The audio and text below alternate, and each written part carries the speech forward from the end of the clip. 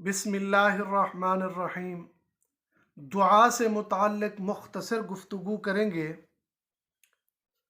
الدعاء مخ العبادہ، دعا کو رسول پاک صلی اللہ علیہ وسلم نے عبادت کا مغز کہا ہے۔ اب ہم یہ تو مانتے ہیں کہ جس انسان میں دماغ نہ ہو وہ کسی کھاتے کا نہیں ہے، بھلے ہاتھ پاؤں سب کچھ سلامت ہے، آنکھیں زبان، بندہ کسی کھاتے کا نہیں ہے۔ وہ ہماری سرائکی میں کہتے ہیں جی عقل نہیں تھے پھر موجہ ہی موجہ۔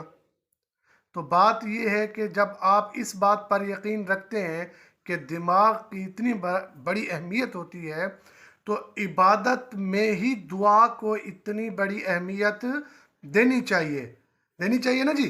اب یہ عام دیکھا گیا ہے کہ دعا کا تو رواج ہی نہیں رہا۔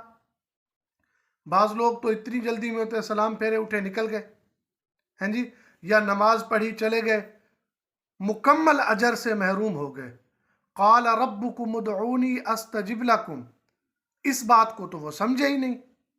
تمہارا رب کہتا ہے مجھے پکارو، میں تمہاری دعاؤں کو سنتا ہوں اور قبول کرتا ہوں۔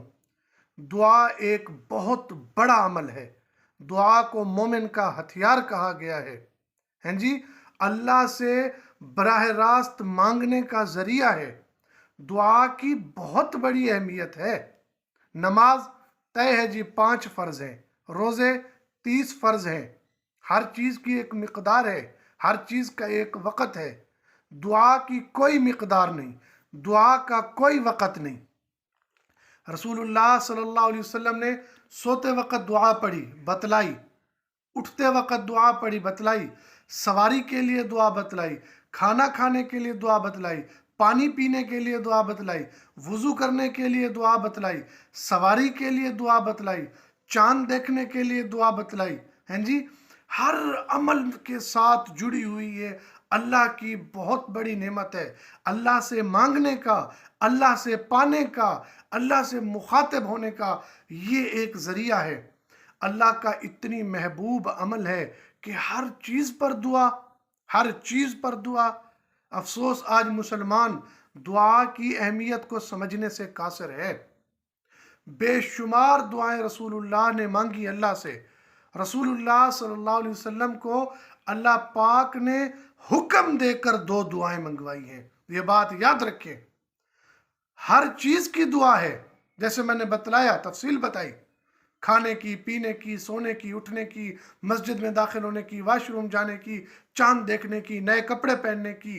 لیکن 2 دعائیں ایسی ہیں جو اللہ نے حکم فرمایا رسول اللہ صلی اللہ علیہ وسلم کو کہ مجھ سے یہ 2 دعائیں مانگیں۔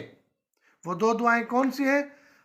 اللہم رب زدنی علما، جس کو مختصر کر کے رب زدنی علما پڑھتے ہیں۔ اللہ پاک نے حکم کیا کہ محبوب مجھ سے یہ دعا مانگو۔ اور دوسری دعا رب اغفر وارحم وانت خیر الراحمین، اس دعا کا بھی نبی پاک کو اللہ پاک نے حکم فرمایا کہ محبوب مجھ سے یہ دعا مانگے۔ ان 2 دعاؤں کا زیادہ سے زیادہ احترام کریں۔ فرض نماز کے بعد دعا مانگیں۔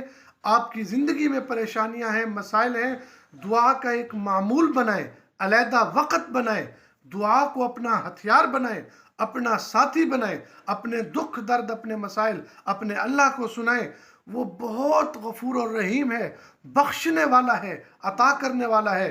دعا ہے اللہ پاک ہماری دعاؤں کو قبول فرمائے اور تمام مؤمنین مؤمنات، مسلمین مسلمات جو ایک دوسرے کے حق میں دعائیں کرتی ہیں یا ہمارے والدین ہمارے لیے دعا کرتے ہیں، اللہ پاک ان کو اپنی بارگاہ اقدس میں قبول فرمائے۔